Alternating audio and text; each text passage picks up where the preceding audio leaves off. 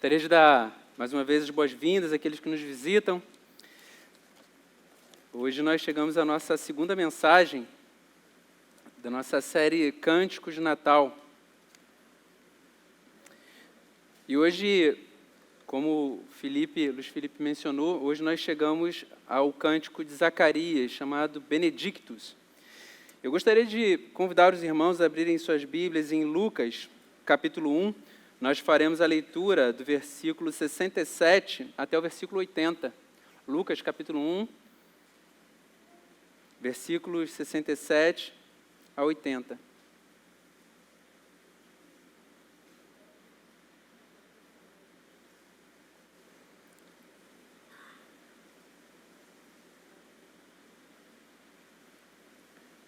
E diz assim a palavra: Zacarias, o pai de João, cheio do Espírito, profetizou, dizendo: Bendito seja o Senhor, Deus de Israel, porque visitou e redimiu o seu povo e nos suscitou plena e poderosa salvação na casa de Davi, seu servo, como havia prometido desde a antiguidade por boca dos seus santos profetas, para nos libertar dos nossos inimigos e das mãos de todos os que nos odeiam, para usar de misericórdia com os nossos pais e lembrar-se da sua santa aliança e do juramento que fez ao nosso pai Abraão, de conceder-nos que, livres das mãos de inimigos, o adorássemos, sem temor, em santidade e justiça diante dele todos os nossos dias.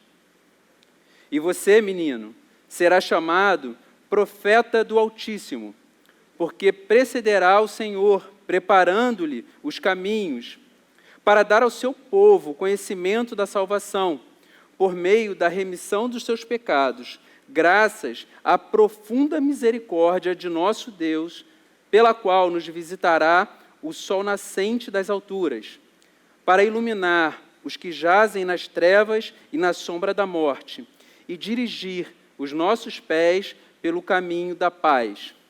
O menino crescia e se fortalecia em espírito e viveu nos desertos até o dia em que havia de manifestar-se a Israel. Vamos orar, pedir que o Senhor fale conosco.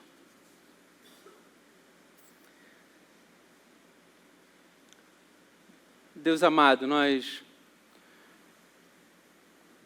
bendizemos o Teu nome, nós Te adoramos, Deus, porque só o Senhor é digno, Senhor, de adoração. Deus, revisitar, Senhor, cada um desses cânticos, o cântico de Maria e agora o cântico de Zacarias. Deus, nos remetem, Senhor, à importância de nós exaltarmos, Deus, o Teu nome, de nós agradecermos, de nós glorificarmos, Deus, a obra de salvação da qual nós somos alvo. Deus, nós Te pedimos que, nesse tempo em que estaremos meditando sobre aquilo, Senhor, que o sacerdote Zacarias proferiu, Deus, que o nosso coração, Deus, seja visitado pelo mesmo Espírito que levou o Teu servo a compor esse louvor. Deus, sabemos que o Senhor é um Deus vivo. Sabemos, Deus, que o Senhor foi o mesmo ontem, é hoje e o será eternamente. E por isso, Deus, Te pedimos confiantemente, Deus, que o Teu Santo Espírito, que inspirou Zacarias, possa falar conosco nessa noite. Deus, que o nosso coração, Deus, seja inundado pelo senso de privilégio de termos sido visitados, Senhor, pelo sol nascente. Deus amado, faça assim, Deus, para a Tua glória. Amém. Amém. Bom, meus irmãos, como disse Luiz Felipe, nós na semana passada ouvimos o pastor Cristiano expor o Cântico de Maria, o Magnificat, e hoje nós chegamos ao Benedictus. Por que desses nomes? Para aqueles que não acompanharam a mensagem na semana passada, o texto em latim, da tradução das escrituras em latim, eles começam com essas palavras, tanto da semana passada, o Magnificat, que engrandece a minha alma, Maria declarando, e hoje o texto de Zacarias, o Benedictus, Zacarias declarando isso: bendito é o Senhor. Então, isso que motiva o título desses cânticos. E nessa série de pregações do mês de dezembro, nós pensamos essas canções que chamamos cânticos de Natal, em que algumas pessoas, alguns personagens especiais compuseram alguns desses cânticos em louvor e adoração ao Senhor. E Zacarias, que é o compositor da noite de hoje, que nós estamos refletindo sobre o hino que ele compôs, ele, no episódio do nascimento de João, aliás, na concepção de João, desde o momento em que sua esposa engravidou, ele experimentou alguns milagres. O primeiro deles foi de ter ter ouvido a mensagem de um anjo de que sua esposa engravidaria de João. Então, esse foi o primeiro milagre. O segundo milagre foi o simples fato de ver a sua esposa grávida, porque ambos já tinham idade avançada. Isabel era considerada estéril. E o terceiro milagre, porque por ter duvidado, por não ter acreditado de pronto naquilo que o anjo anunciara, Zacarias ficou mudo até o dia do nascimento de João. Então, no momento em que João nasce, a língua de Zacarias se solta e ele volta a falar. E ele rompe num louvor, em adoração, nesse texto que nós acabamos de ler agora. E nesse texto que nós lemos, tem algumas características especiais. A gente vê que a estrutura do texto na Bíblia, se você atentar para isso, você vai ver que a organização de cada um dos versos é diferente do restante do texto que está no entorno. Porque trata-se de uma espécie de poesia, algo cantado, semelhantemente àquilo que acontece no livro de Salmos. Só que quando a gente olha para o teor dessa canção, para o teor dessa poesia, nós podemos observar algumas coisas muito interessantes. É para isso que eu gostaria de chamar a sua atenção essa noite. A primeira coisa é que, olhando de forma geral, é que ele aborda a dimensão vertical, seu louvor e adoração a Deus, e depois ele fala para o seu próprio filho, aquele que estava nascendo. As implicações horizontais, aquilo que tem a ver com a relação dessa mensagem, desse evento para com todos os homens. Então, esse é um aspecto da estrutura. E, considerando isso, eu gostaria que a gente investigasse o texto, buscando encontrar a resposta para 3 perguntas. O que esse evento significava? Como esse evento se deu? E o porquê Deus fez tamanha obra em meio ao seu povo. E para responder o quê, gostaria de convidar você mais uma vez a atentar para aquilo que diz o texto. No versículo 68, Zacarias louva o Senhor, bendito o Senhor, Deus de Israel, porque visitou e redimiu o seu povo e nos suscitou plena e poderosa salvação. Então, Zacarias, ele usa os verbos no passado. Diz que o Senhor visitou, redimiu e suscitou poderosa salvação. Só que quando ele fala isso, João está nascendo e Maria está aproximadamente no seu 3º mês de gestação. Então, Jesus Cristo ainda está dentro da barriga de Maria. Só que o profeta Zacarias, ele já fala como se tudo já tivesse acontecido no passado. Isso é bastante curioso, porque Jesus Cristo, quando ele está na cruz, em João, capítulo 19, versículo 30, João, ele descreve que quando Cristo, ele entrega seu Espírito, ele diz, aí sim ele diz, está consumado. Então, por que será que o profeta João, que o sacerdote Zacarias, aqui em Lucas, quando ele está nessa poesia, nessa canção, falando sobre o nascimento de João, por que ele trata tudo isso no passado? Ele segue aquilo que já era a forma profética dos profetas do Antigo Testamento. Ele usa os verbos no passado. E por que ele usa os verbos no passado? Por que os profetas no Antigo Testamento, eles utilizavam uma expressão verbal pretérita, como se fosse algo que já aconteceu? Porque aquele que está declarando tem como líquido e certo que aquilo que ele declara haverá de acontecer. Nós vimos um exemplo recentemente de uma tentativa de declarar algo no futuro que ainda estava para acontecer, ainda não estava consumado, mas não deu muito certo.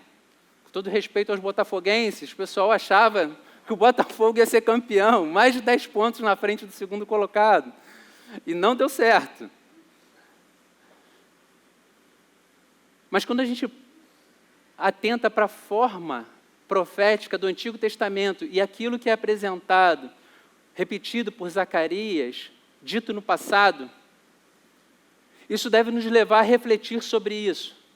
A autoridade com a qual Deus se manifesta, reafirmando o seu poder, dizendo que Ele é capaz de estabelecer uma estaca no futuro e dizendo que a história vai caminhar até lá e aquilo vai se cumprir exatamente da forma como Ele determinou.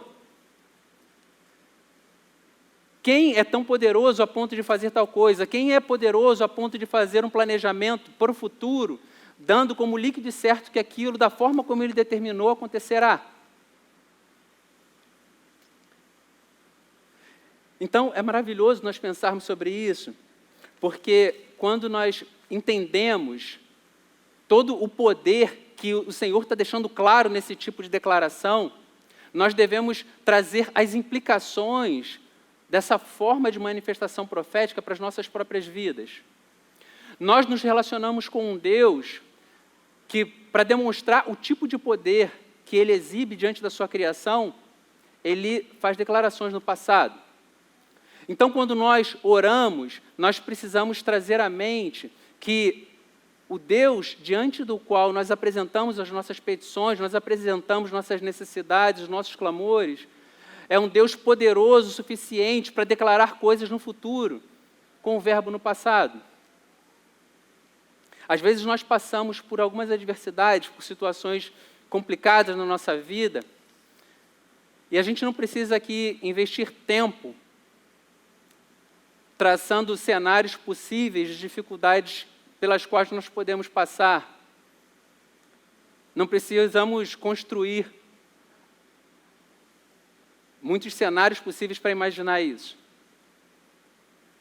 Podemos passar por grandes dificuldades na família, podemos passar por dificuldades repentinas na área da saúde, podemos passar por dificuldades na nossa vida financeira, podemos passar por dificuldades que nós não conseguimos nem planejar o tipo de dificuldade que a gente vai passar. Às vezes a gente está imerso em problemas que nós nos perguntamos, como eu vim parar nessa situação? E por vezes, quando nós buscamos ao Senhor em oração, algumas dúvidas podem inundar a nossa mente, inundar o nosso coração. Ainda que por vezes a gente, diante dessas circunstâncias, a gente diga, agora não me resta mais nada, somente orar ao Senhor. E a gente faz isso como se fosse, não tem mais nada a ser feito. Como se fosse a coisa mais sem importância, a providência mais sem importância a fazer. Ou, quando nós oramos, a gente cultivar no coração a suspeita de que talvez Deus ele possa se manifestar com uma certa lentidão para poder atender o nosso clamor, ou não possa estar tão interessado naquilo que está nos afligindo. Cada um é visitado por diferentes dúvidas.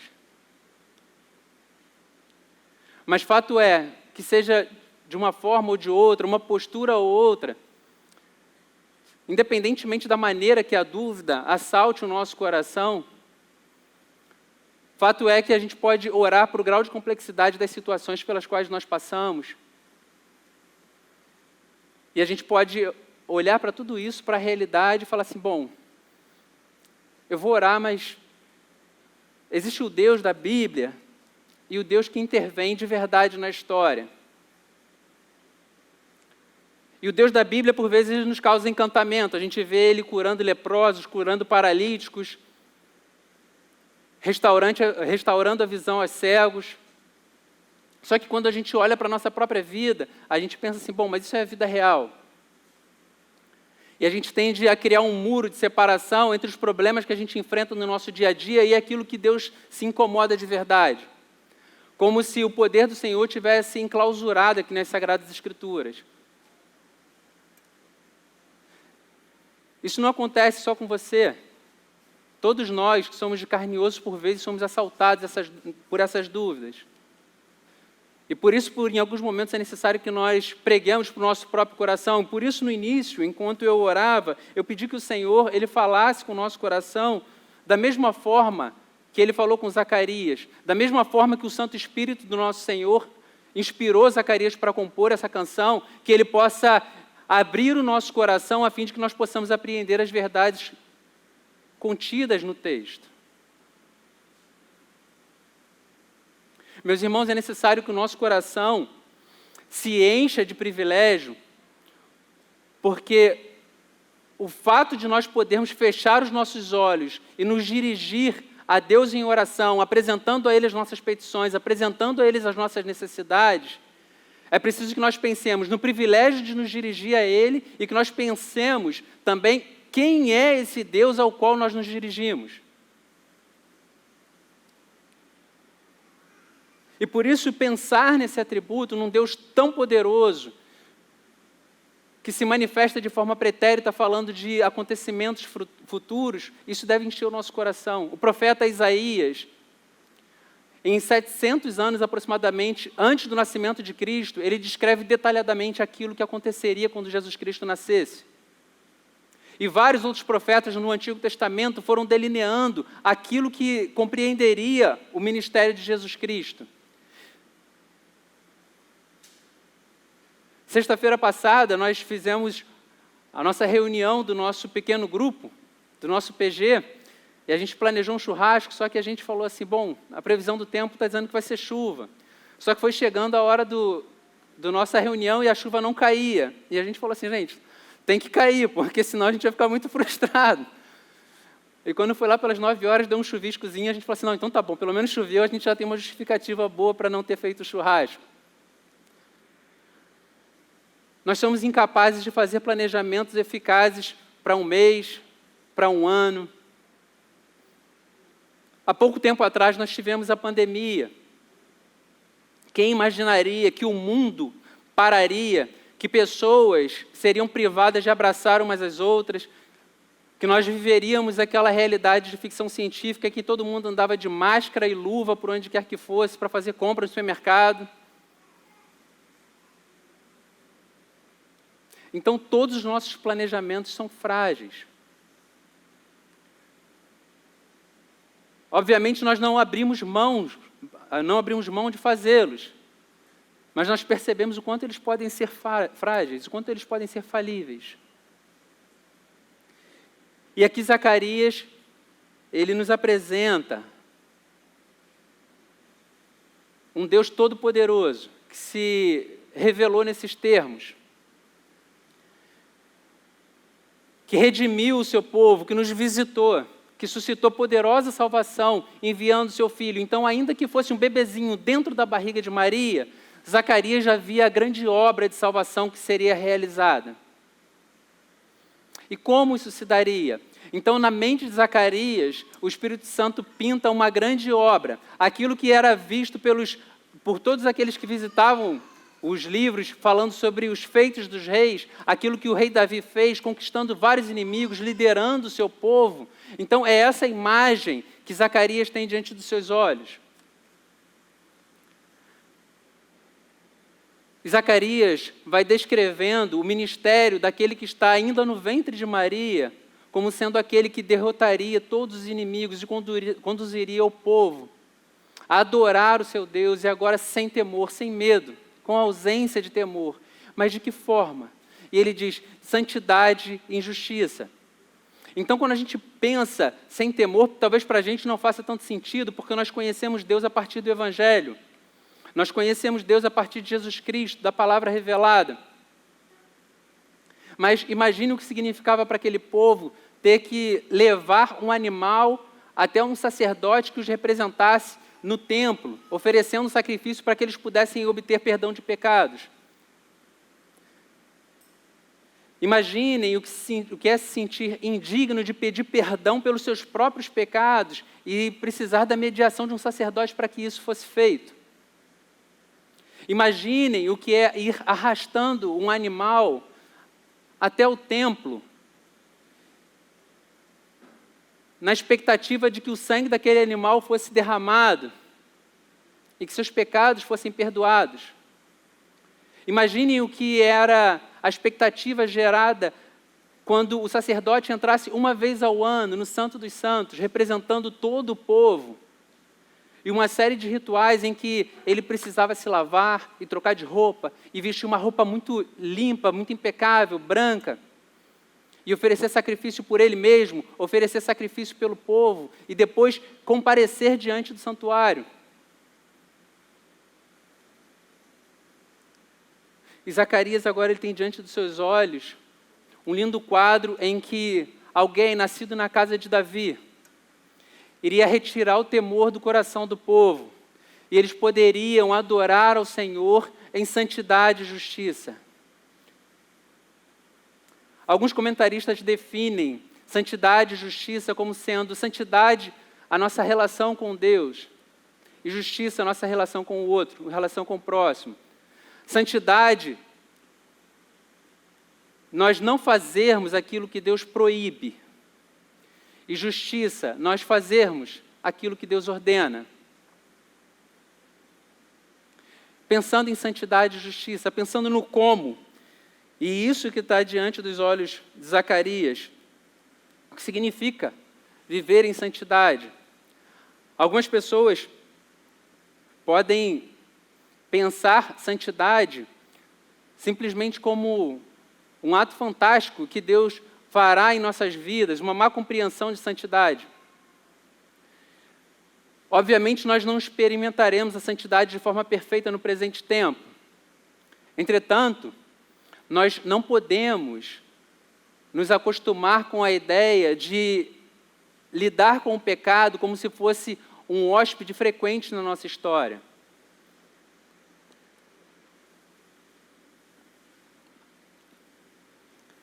Paulo, em Romanos, no capítulo 8, versículo 13, ele diz: porque se vocês viverem segundo a carne, caminharão para a morte.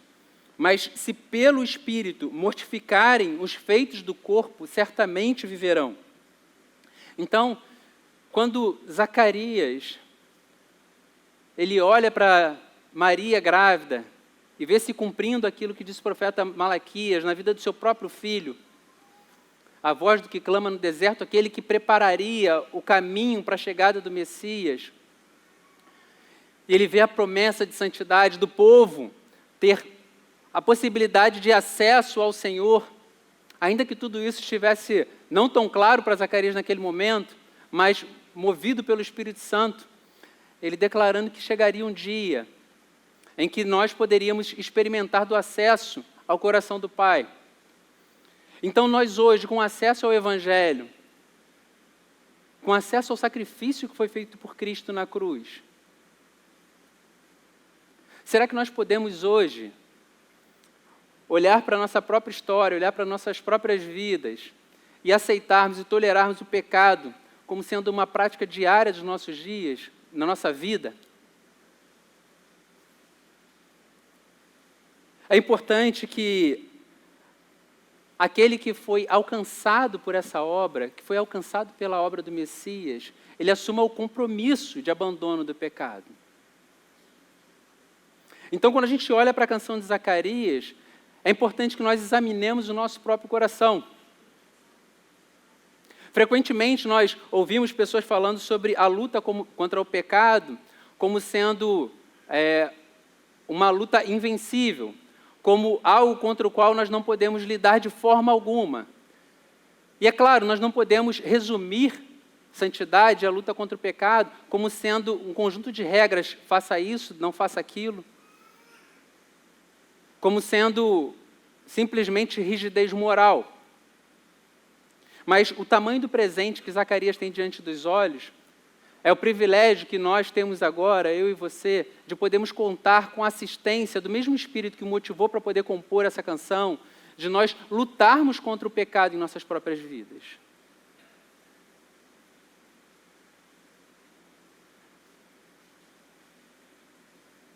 Nós temos vivido um tempo em que, por vezes, cristãos necessariamente precisam identificar-se como cristãos. Eu lembro, quando eu era garoto, eu não nasci em lar evangélico, meus pais não eram evangélicos, mas eu lembro de um tempo em que, quando nós simplesmente convivíamos com pessoas que eram evangélicas, pessoas que professavam a fé em Cristo, isso estava muito claro diante dos nossos olhos a partir da forma como falavam e da forma como viviam.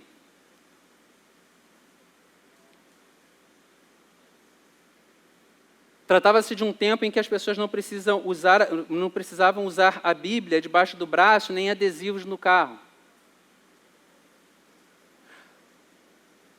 Tratava-se de um tempo em que o testemunho pessoal era tão eloquente que, quando o Evangelho era anunciado, era tão somente a comprovação daquilo que já era percebido, a partir do comportamento, a partir da fala, a partir do testemunho, a partir do amor demonstrado por essas pessoas.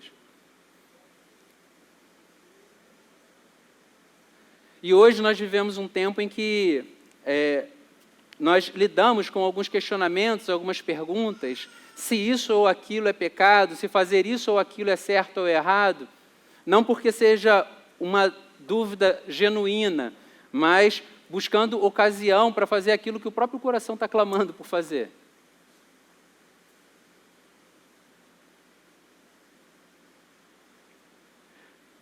Então, pensar na obra realizada por Cristo, naquilo que estava diante de Zacarias, quando ele olhava o ministério do Messias e pensava em santidade e justiça, e aqui especificamente nós falando sobre santidade, deve nos motivar a olhar para o nosso próprio coração e olhar para a forma como nós nos relacionamos com os outros.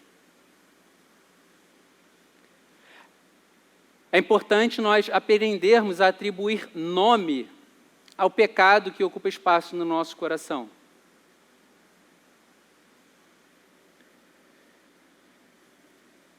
Quando Zacarias fala sobre santidade e justiça, e aqui seguindo a linha de interpretação que pensa a justiça como sendo aquilo que a forma como nós nos relacionamos com o outro, aquilo que nós devemos praticar, aquilo que Deus espera que nós façamos, obviamente a gente não pode pensar que santidade é algo que fica restrito somente a um conceito. Existem implicações práticas para isso. Nas Sagradas Escrituras, por vezes, atos de justiça é definido como sendo assistência ao órfão, ao pobre e à viúva. Contudo, se a gente pensar de forma mais ampla, é muito mais do que isso. Trata-se da forma como nós nos relacionamos com o outro, do amor que nós manifestamos por o outro. E não é à toa que Jesus Cristo, lá em João, ele também diz que nós devemos amar o outro da forma como ele nos amou, e ele estabelece um parâmetro. E não somente isso, ele fala sobre uma implicação prática para a demonstração desse amor. Ele diz que dessa forma nós seríamos reconhecidos como sendo seus discípulos. Na forma como nós amamos outras pessoas, no tipo de cuidado que nós demonstramos com o outro, no grau de empatia que nós demonstramos com o outro. Para aqueles que puderam estar com a gente aqui na palestra do pastor Guilherme de Carvalho, em que ele falava sobre o homem psicológico, sobre essa valorização absurda do eu, em que a necessidade de ser feliz, a meta de realizar seus sonhos, suas ambições pessoais a todo custo. Quando a gente tem isso como pano de fundo e olha o viver em justiça, coloca isso como contraposição, nós percebemos o quão distante a cultura do nosso tempo está daquilo que Zacarias está falando. Nós percebemos cada vez mais pessoas usando pessoas. seja para network, para poder obter vantagens profissionais, se relacionar com o outro, não pensando nele como um ser criado à imagem e semelhança do Senhor, mas como uma ponte para poder conseguir alcançar seus objetivos profissionais, pensando no outro como aquele onde ele vai satisfazer suas vontades sexuais, pensando no outro como aquele que vai desfrutar de algum benefício por conta dos círculos que frequenta.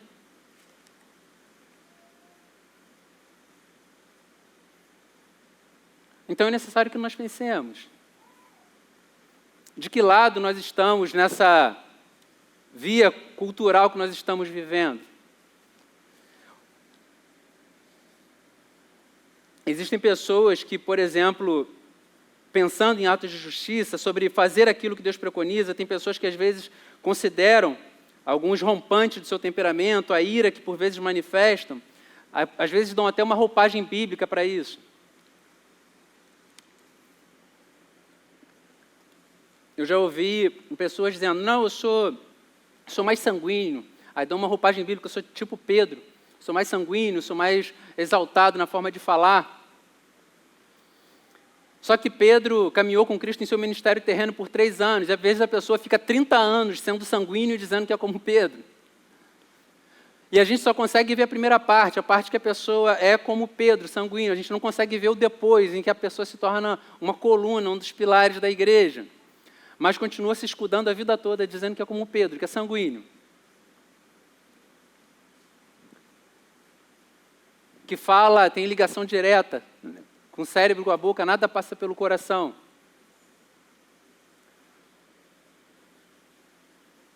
É importante que nós pensemos em tudo isso, porque quando nós lidamos com o outro, quando o amor passa a ser a regra, passa a ser a forma como nós nos relacionamos com o outro, como eu falei, existe um parâmetro para que isso seja feito. É necessário que nós não amemos o outro de acordo com aquilo que nós achamos que é suficiente, mas que nós amemos o outro da forma como Cristo nos amou. Esse é o nosso parâmetro. E por quê? Zacarias, ele diz que o Senhor, ele nos alcançou por sua profunda misericórdia. No versículo 78, eu gostaria de convidá-los a ler também o texto, quando ele fala sobre isso.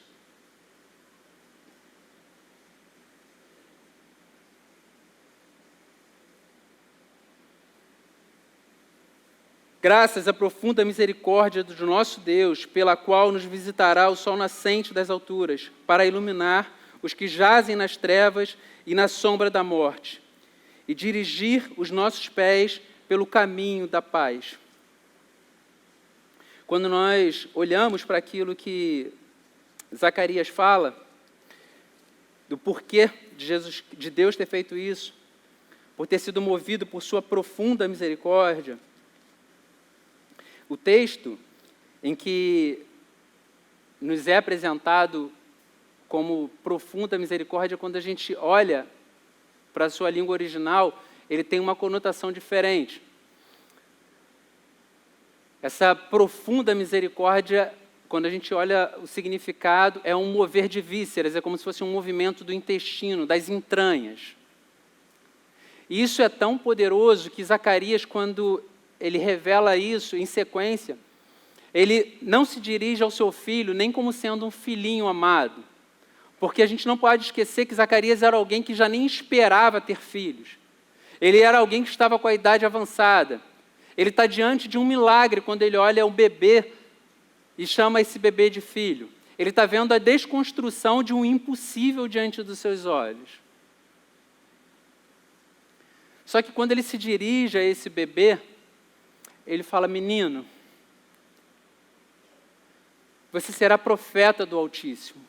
Ele não olha para o seu filho e derrama seus ternos afetos, ele não vê ali a realização de um milagre, de um herdeiro, de um descendente. Ele olha para aquilo e ele percebe a missão num plano de prioridade que antecede o fato de ser o seu filho que está ali. E por que isso acontece? Ele diz que o que moveu Deus a fazer isso Foi uma profunda misericórdia, e essa misericórdia que moveu as entranhas de Deus. Só que antes de falar sobre essa misericórdia, eu gostaria que a gente pensasse sobre o teor dessa mensagem. Nessa mensagem ele fala que o sol nascente virá do alto e alcançará aqueles que jazem em trevas, aqueles que estão à sombra da morte. E esse sol nascente levará a luz e iluminará todos quantos se encontram lá. Então, na mensagem, que quando ele olha para o seu filho, ele já vê a proclamação dessa mensagem, nós percebemos dois aspectos. O primeiro de denúncia, porque existem aqueles que jazem em trevas, existem aqueles que estão alienados de Deus, apartados de Deus. E é importante que a gente pense isso com muita seriedade, porque quando ele fala sobre isso, ele está se referindo não só a um grupo de pessoas que ele via naqueles dias, mas são todos aqueles para os quais o sol do Evangelho ainda não brilhou. Há algum tempo atrás, eu tive contato com algumas pessoas que trabalhavam com evangelismo no Jardim Gramacho, no lixão do Jardim Gramacho. Eu não sei quantas pessoas tiveram a oportunidade de estar lá. Eu fui lá algumas vezes. E confesso que foi uma das realidades mais devastadoras com as quais eu tive contato. Só não mexeu mais comigo do que o Haiti, porque o Haiti parecia um jardim gramacho do tamanho de uma cidade. E a gente via as pessoas remoendo lixo, revirando lixo, algumas pessoas catando comida do lixo, algumas pessoas pegando brinquedo do lixo. E conversando com as pessoas que trabalhavam lá, que evangelizavam lá, elas falavam sobre alguns indivíduos que moravam ali e nunca tinham saído daquele lugar. E falava de situações em que eles viveram de caminhões que iam lá despejar lixo e, às vezes, um determinado episódio, o caminhão virou e massacrou pessoas que estavam ali esperando o lixo ser derramado para poder catarem alguma coisa de valor. O caminhão virou, matou as pessoas que estavam ali, depois de virou, retiraram o caminhão e foram embora, as pessoas continuaram ali. E pessoas que catavam lixo, relatos de pessoas que, porque se tratava também de um lugar que, erradamente, algumas unidades de saúde depositavam membros amputados. Então, relatos de pessoas que pegavam membros amputados para se alimentar daquilo. Então, essa era a realidade das pessoas que viviam ali. Pessoas que nunca tinham saído daquele espaço. Pessoas que não conheciam outra realidade que não fosse o lixão do Jardim Gramacho.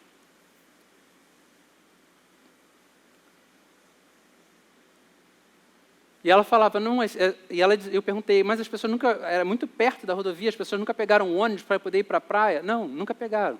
Eles trabalham aqui, eles comem aqui, e eles ficam de domingo a domingo aqui.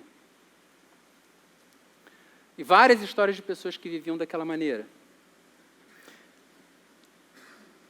E ela falava sobre o trabalho de ter que explicar para as pessoas que existia uma realidade muito melhor para fora daquilo que eles viviam. Que eles poderiam desempenhar outras atividades que não catar lixo naquele espaço. Que eles poderiam trabalhar e buscar alimento em outros lugares que não naquele espaço. Que eles poderiam se relacionar com outras pessoas diferentes daquele espaço onde elas estavam. Que eles poderiam ter expectativas e sonhos que transcendiam o espaço no qual eles estavam. E ela dizia que um dos maiores desafios era fazer com que essas pessoas pudessem romper essa barreira de achar que a realidade estava confinada àquele pequeno espaço. E ela dizia, parece que é brincadeira, mas o maior desafio é esse. E ela, por vezes, levava pessoas para poder jantar na casa dela, almoçar na casa dela, ir ao shopping, ir até a praia, passear no jardim zoológico. E pouco a pouco as pessoas iam tendo vislumbres de uma realidade diferente da qual elas estavam vivendo. E por que eu estou dizendo isso? Quando o profeta Zacarias, ele pinta na nossa mente, através dessa canção, a existência de pessoas que jazem nas trevas, que estão nas sombras da morte, jazer é estar inerte, deitado, imóvel. Ele está falando de todos aqueles que ainda não foram alcançados pelo sol nascente, por aquele que é o Jesus Cristo, aquele que é a razão da aurora. Existem pessoas que, de forma análoga, continuam se alimentando de lixo sem se dar conta que estão fazendo isso. Existem pessoas que continuam se alimentando de mentira, de cobiça, de inveja. Existem pessoas que continuam se alimentando de pornografia, de promiscuidade, nutrindo seu coração com todas essas coisas, sem se dar conta de que é isso que estão lançando para dentro dos seus próprios corações. E elas não conseguem se dar conta porque elas estão jazendo em trevas. Elas estão confinadas nas sombras da morte. Então, o profeta Zacarias, ele descreve o teor da mensagem que o seu filho anunciaria, e, de certa forma, é a mensagem que todos nós devemos anunciar. Primeiramente, uma mensagem de denúncia. É necessário que nós alertemos que essa é a realidade espiritual daqueles que ainda não foram alcançados pelo Senhor. Talvez essa tivesse sido a sua realidade há tempo atrás. Essa era a minha realidade.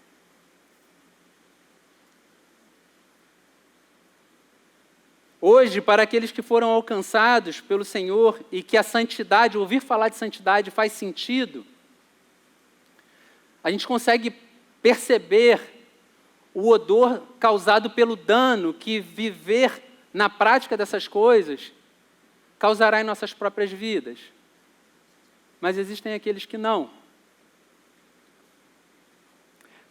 Então, o profeta João, ele diz que o sol nascente, aquele que virá trazendo a aurora, ele possibilitará que essas pessoas consigam enxergar essa realidade na qual se encontram. E da mesma forma que aquelas pessoas puderam ser retiradas do lixão e conhecer uma realidade diferente, o ministério de João também apontaria para essa verdade.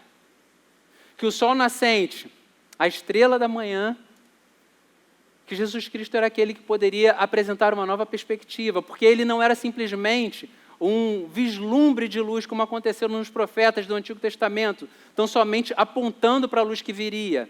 Ele é o sol, aquele em que não existe nenhuma sombra existente nele.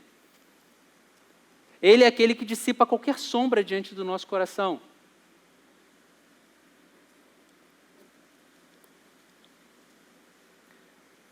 E quando nós nos deparamos com essa mensagem, nós entendemos o teor, a seriedade dela, por que essas pessoas que estavam jazendo em trevas, elas estão entregues à ignorância espiritual. A gente entende o porquê que a palavra usada por Zacarias é de profunda misericórdia. É um mover de entranhas. Para a gente, na nossa língua, no português, quando a gente fala de compaixão, quando a gente fala de misericórdia, a gente tende a associar a sentir pena, a ficar triste, a ficar um pouco chateado. Mas é algo muito mais profundo do que isso.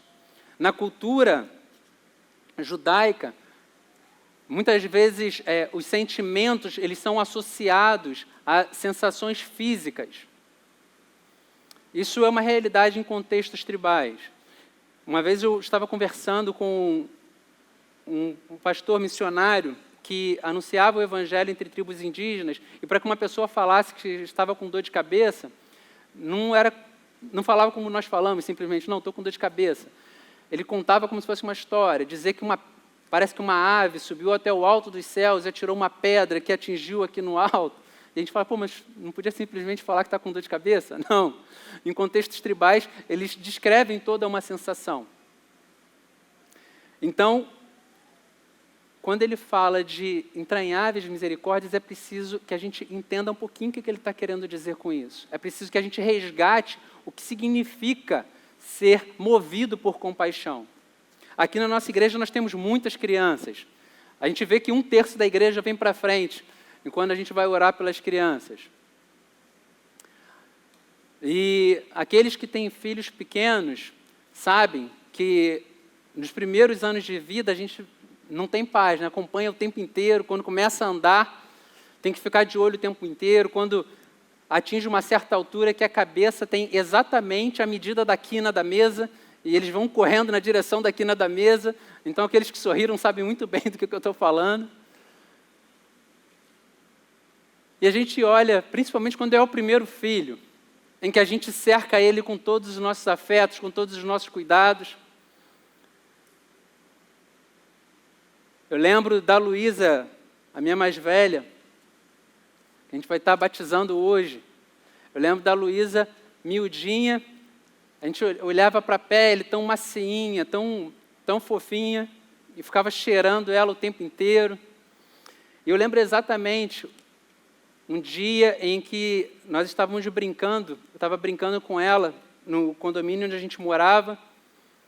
O condomínio, ele não tinha espaço para infantil, espaço para criança, mas alguém teve a ideia de colocar aqueles ferros, né, que a galera fica malhando, fazendo barra paralela. Então, ali era o brinquedo que eu fazia com a Luísa. Eu pendurava ela lá, ela ficava se balançando. A Elaine ficava suando frio quando eu fazia isso com ela. E ela, às vezes, corria de um lado para o outro. E o local tinha o asfalto bastante desgastado. Então, eram aquelas pedras bastante evidentes, né, num asfalto já bastante desgastado. E eu lembro que um dia a Luísa saiu correndo em disparada com aquele andar cambaleante, né, que é típico das crianças pequenininhas quando começam a andar. E a Luísa tomou um tombo que deu um raladão enorme nos 2 joelhos. Aí na mesma hora começou a descer sangue nos 2 joelhos. Eu já vi muita gente ralar o joelho, eu já ralei muito o joelho, já fiquei com um pedaço da orelha pendurado, já fiz muita arte. Mas naquele momento, quando eu vi a Luísa ralar o joelho, e eu lembro que foi a primeira vez que ela se machucou assim, de sair sangue, eu saí correndo, peguei a Luísa no colo e fui correndo com ela para casa, para poder lavar os joelhos dela. E a Luísa chorava compulsivamente. Naquele momento, meu coração acelerou, meu estômago deu-lhe uma cambalhota e a gente fica aflito. E minha vontade era tentar engolir o choro da Luísa. Eu queria tomar para mim a dor que ela estava sentindo. Por que eu estou falando isso? Quando a gente olha alguém ralando o joelho, a gente se chateia, fica triste. Mas quando é alguém da nossa carne, do nosso sangue, e às vezes você pode transferir esse ralado de joelhos a diferentes ferimentos, a diferentes problemas que alguma pessoa bem próxima de você possa estar atravessando. Mas quando você recebe ou presencia um evento como esse, você responde de uma forma diferente. O teu coração acelera, teu estômago tem um mal-estar absurdo, a boca seca, e você tem o desejo de tomar para si a dor e o sofrimento que aquela pessoa está passando. O nosso Deus, ele foi tomado por um amor compassivo, não num rompante, como comigo aconteceu, mas um amor deliberadamente compassivo. As entranhas do Senhor se comovem por nós, é isso que Zacarias está dizendo. E nessa compaixão que nós não conseguimos compreender, ele enviou o seu Filho para nos resgatar. Então, é esse anúncio que João é responsável por apresentar. É esse Messias que João tem a responsabilidade de apresentar ao mundo. Então, quando a gente olha para aquilo que João ele está apresentando, para aquilo que Zacarias está apresentando como sendo a missão do seu filho, é a missão mais importante de todas as missões. Então, por isso que quando ele olha para o seu filho nascendo, Ele não vê simplesmente um menininho, ele não vê simplesmente a realização do seu sonho de paternidade, mas ele vê a regeneração de um povo, ele vê a transformação da história de uma nação, ele vê a formação da igreja. Isso diz respeito a mim e a você. É a gente entender que o amor do Senhor é traduzido como esse mover de vísceras, como essa compaixão que transbordou no envio do seu Filho em nosso favor. E é por isso que Zacarias ele inaugura essa sessão dizendo: Benedictus, bendito é o Senhor Deus de Israel, por tamanha salvação, por tamanha obra. Então ele olha para o Senhor e adora o Senhor. E ele olha para o seu filho e vê o tamanho da mensagem da qual seu filho seria portador. E seu coração se enche de alegria e ele compõe música. E é necessário que nós pensemos, eu e você, de que forma nós temos respondido a essa mensagem. De que forma o nosso coração tem sido afetado por essa mensagem. Nesses dias que nós nos aproximamos do Natal, da data que nós separamos para celebrar o nascimento de Cristo, faz sentido nós pensarmos na relevância do ministério desempenhado pelo nosso Salvador. Aquele que, quando Zacarias olhou ainda na barriga de Maria, ele já via como sendo o penhor da nossa esperança. Vamos orar?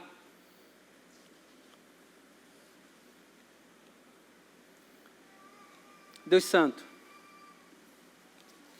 por vezes, Senhor, pensar na maravilha, Senhor, na gloriosa obra realizada por Jesus Cristo na cruz do Calvário, é algo tão grandioso, Senhor, tão majestoso,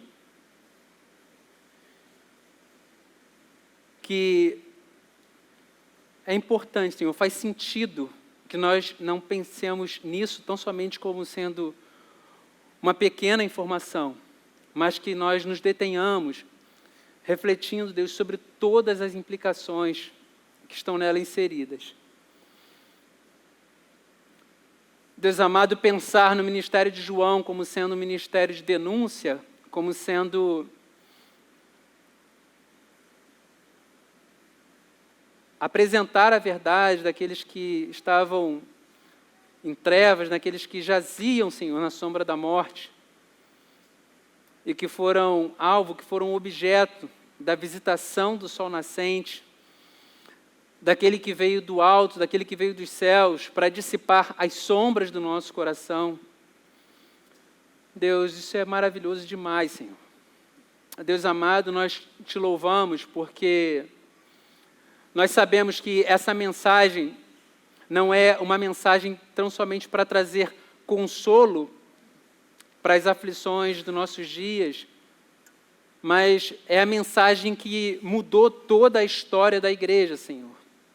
Hoje, Senhor, nós podemos nos dirigir ao Senhor sem temor, sabendo que o preço pelos nossos pecados foi pago, sabendo que a dívida foi quitada, e que a nós, Senhor, foi imputado uma justiça que não era nossa. Deus, nós louvamos o Teu nome por isso. E te pedimos, Deus, que o Senhor nos conceda graça e encha-nos do Teu Santo Espírito. Deus, a fim de que nosso coração seja moldado ao coração do Senhor. Que nós aprendamos, Deus, a amar aquilo que o Senhor ama e aprendamos a repudiar aquilo que o Senhor odeia. Para a glória do Teu nome, Senhor, nós te pedimos isso. Amém, Senhor.